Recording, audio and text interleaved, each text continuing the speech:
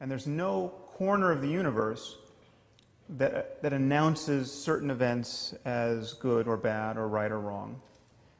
We make those judgments. But in doing that, we seem to be broadcasting our preferences onto a reality that is intrinsically value-free. And where do our preferences come from? Where do our notions of right and wrong and good and evil come from? Well, they clearly are the product of apish impulses and social emotions that have been drummed into us by evolution. And then they get modulated by culture. So you take something like sexual jealousy, for instance. We come from a long line of primate ancestors that were probably quite covetous of one another, despite the fact that everyone was covered with hair. And this possessiveness gets modulated by culture, and so we have something like the institution of marriage, say.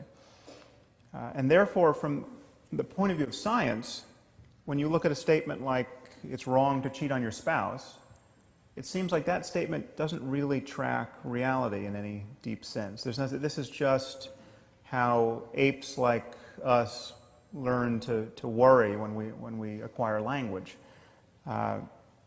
It's just conventionally wrong. It can't be really wrong from the point of view of science. This is just an improvisation we're doing on the back of biology. Now, this is where religious people begin to get a little queasy, and I think they should. But they see no alternative, by and large, but to insert the God of Abraham into the clockwork as an invisible arbiter of moral truth.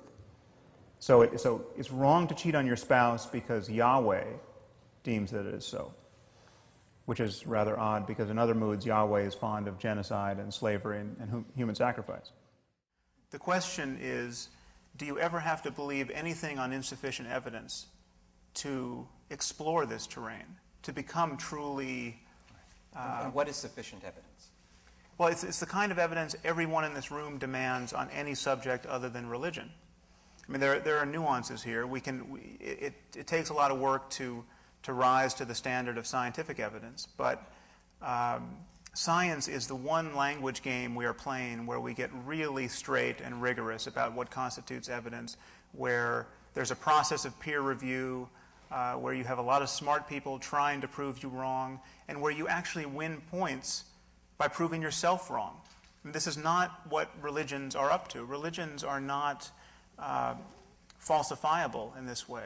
And I think you used a phrase that I thought was very useful to frame this. You talked about what used to be and what must be, I think was your phrase. And I think we should reflect on what used to be, because our religions come to us out of a tradition, in many cases, of human sacrifice. I mean, human sacrifice was virtually a cultural universal.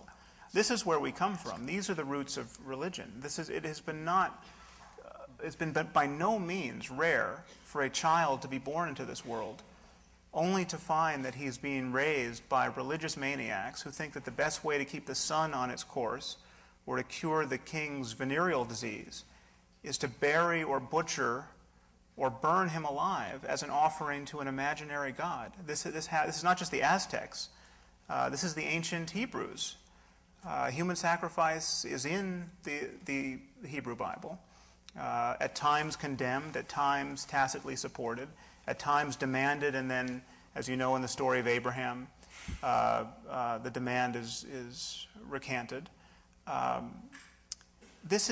We come from generations of people who did not know a damn thing about the causes of events in the world that really concern them: the spread of disease, the failure of crops, the weather. And so religious discourse has changed. We're not sacrificing people happily now, but it has changed by virtue of progress from the outside. I mean, just certain modes of operation are no longer tenable. When you can get a weather report on the evening news, you no longer have to sacrifice a child in a vain attempt to control the weather. I mean, you have something like host desecration. Yes. I don't know if you know about this phenomenon that I came across while researching my first book.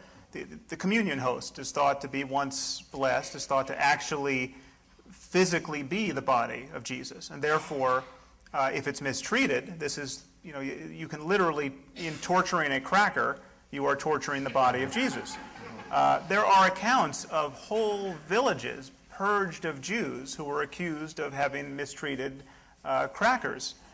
So the question is, does the belief in the transubstantiation, which is a belief that I would have thought could be rather harmless, have anything to do with the idea that someone can mistreat a cracker and that you should kill him for it? Yes, it does have something to do. It's impossible to believe in the torture of crackers unless you think transubstantiation is a fact.